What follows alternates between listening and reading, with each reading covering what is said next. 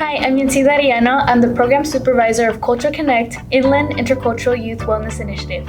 And here we are joined by amazing interns that have joined this cohort where we talk about mental, emotional, and behavioral health and ways to destigmatize mental health in our community. And here to introduce themselves are our lovely interns. Hi, I'm Naomi. I'm the Marketing and Communications Officer. Hi, I'm Yara. I'm your Documentation Officer. Hi, I'm Santiago. I'm Outreach and Programming Officer. Hi, I'm Giselle, and I'm the Lead Youth Officer.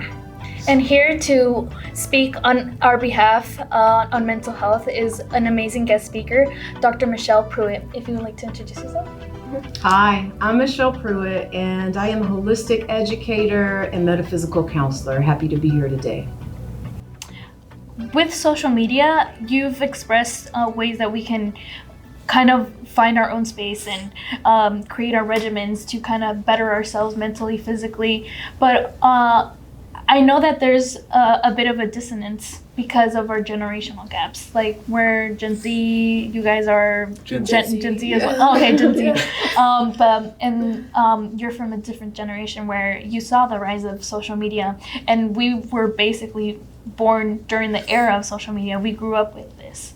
And how can you see that dissonance within? I think it is so important, Yensit, because I am talking from, Generation X point of view. And that puts me in a privileged place because I'm not trying to earn some sort of internship that requires social media engagement and put that on my resume. I'm not out looking for a job right now where I would have to have social media engagement or some sort of social media presence. So I want to acknowledge I'm coming from a different generational space, and I can have that authority to go off of social media and not impact my workplace, it not impact my social life in ways that it might a younger person. So I think that going all the way to what I'm doing is not the answer necessarily for young folks, but finding a happy medium to where people feel empowered to take breaks, to put themselves first, to say, I'm not getting on social media till after 10 a.m. or whatever it is, right, that best serves their unique routine that's going to serve the best for them. Yeah. And I mean, I just wanted to add on, I feel like for your generation, I feel like that's obviously more a little bit like easier said than done, because for us, like I feel like we were kind of raised with that, like we grew up with that, so that's all we've ever known. So I feel like it makes it harder to kind of learn how to manage social media and stuff and how to be just responsible with it as well, because I feel like growing up for us, we kind of have to learn a new skill of like managing our social media, making sure we're not posting things for like other employers to see. And when all you guys had to worry about was kind of just like my interview and like building my resume and things like that. There's kind of more of like a risk with like making sure what we post. I feel like it kind of like maybe creates more anxiety to like or like creating an image for potential employers, because if we don't properly take care of it, it could potentially be impacting our careers and the rest of our lives. Yeah, and I know right now, even if with your personal social media, you have to be careful with it because jobs are looking at that. Like I know my friend, she's in school and she can't post certain things on her social media, so that's also impacting, like she can't really show her true self on social media. And right now, like you can see how, I mean, what we're doing right now, we're doing a podcast and it's going to be on social media. It's part of the internship. And it's just, we're in a new age, in a new digital era where it's hard to avoid it, but I feel like creating like these steps to better yourself and creating some space is really helpful. So that was a great discussion about social media and how it affects the youth in our community. So what advice would you give to young people who want to become advocates for mental health in their community?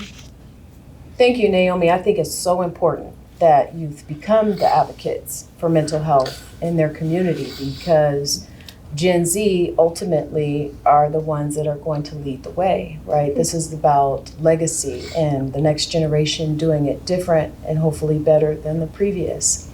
So I would say that getting involved, hopefully in your school.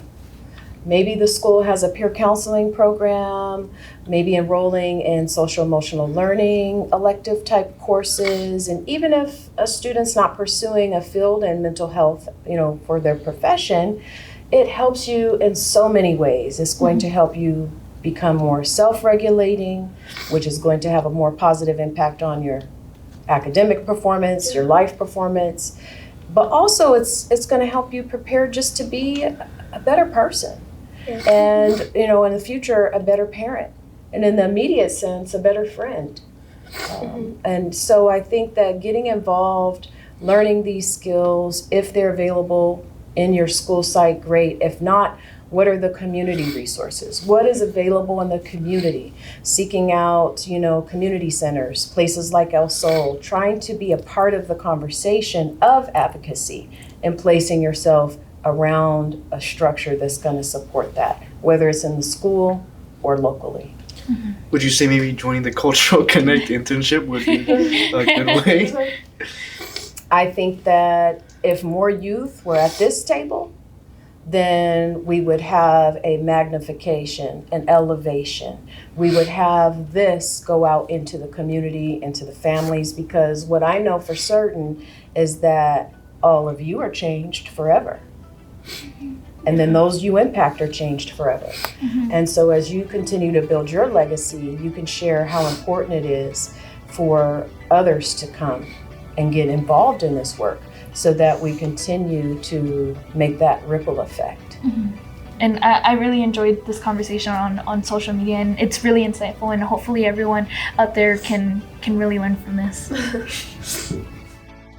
Thank you guys so much for watching. I hope you guys enjoyed that. If you guys would like to watch the other episodes, we have more available. And if you'd like to follow us on social media or learn more about the cohort yourself and maybe join it one day, you can join using this QR code. Thanks so much for watching.